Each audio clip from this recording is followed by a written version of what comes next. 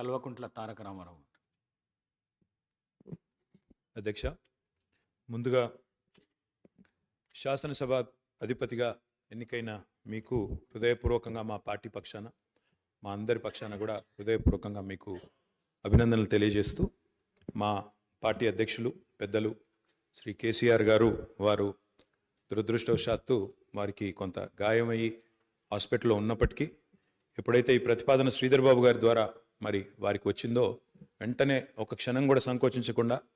రెండో ఆలోచన లేకుండా తప్పకుండా సహకరించవలసిందే అని చెప్పి ఏకగ్రీవంగా ఎన్నిక కావడానికి వారు మాకు ఆదేశాలు ఇవ్వడం జరిగింది. దానికి అనుగుణంగానే నిన్న మీ నామినేషన్లో కూడా మేమందరం కూడా పాల్గొనడం జరిగింది. అధ్యక్ష, మీతో వ్యక్తిగతమైన అనుబంధం కూడా నాకు చాలా ఉంది. మీరు 2009 శాసనసభకు ఎన్నికైన నాడు నేను కూడా మీతో పాటు సహచర శాసనసభ్యుడిగా ఉన్నాను. ఆనాడు తెలంగాణ ఉద్యమంలో కూడా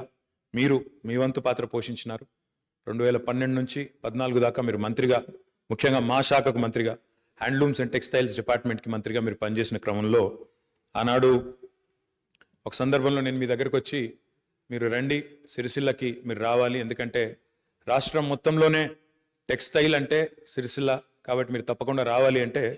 మీరు కొంత సంకోచం వ్యక్తం చేసినారు మొదలు. మరి ఇప్పుడు ఉద్యమం ఉధృతంగా ఉంది, నేను మంత్రిగా ఉన్నాను, ఈ సమయంలో వస్తే ఏమైనా ఇబ్బంది ఉంటుందా అంటే, లేదు మనం కలిసే పోదామని చెప్పి ఆ రోజు మీరు రావడమే కాకుండా ఆనాడు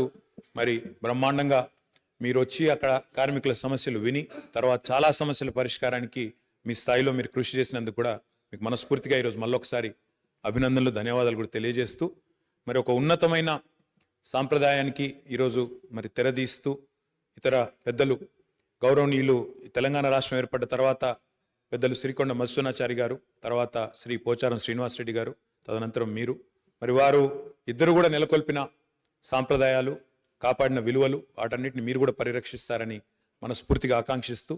మీ ఉన్నతికి మనస్ఫూర్తిగా అభినందనలు తెలియజేస్తూ, మరి ఇప్పుడే పెద్దలు ముఖ్యమంత్రి గారు, ఉప ముఖ్యమంత్రి గారు, మంత్రివర్యులు కూడా చెప్పినట్టు, మరి ఈ సభ అందరి సభ, ఈ సభలో ఉండే ప్రతి సభ్యుడి యొక్క గౌరవాన్ని, ప్రతి సభ్యుడి యొక్క హక్కులను, ముఖ్యంగా ప్రజల తరపున మాట్లాడే ప్రతి నాయకుడి యొక్క, ప్రతి గౌరవ సభ్యుడి యొక్క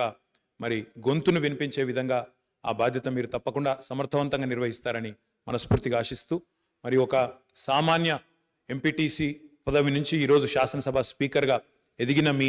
జీవితం ఏదైతే ఉందో, రాజకీయ ప్రస్థానం ఏదైతే ఉందో, ఇది చాలా మందికి తప్పకుండా స్ఫూర్తిదాయకంగా ఉంటుందని చెప్పి మనసారా ఆకాంక్షిస్తూ, మీ బాధ్యతలో మీరు 100% విజయవంతం సాధించాలని మా పార్టీ తరఫున కూడా కోరుకుంటూ మళ్ళొకసారి మీకు అభినందనలు అధ్యక్ష. Thank you.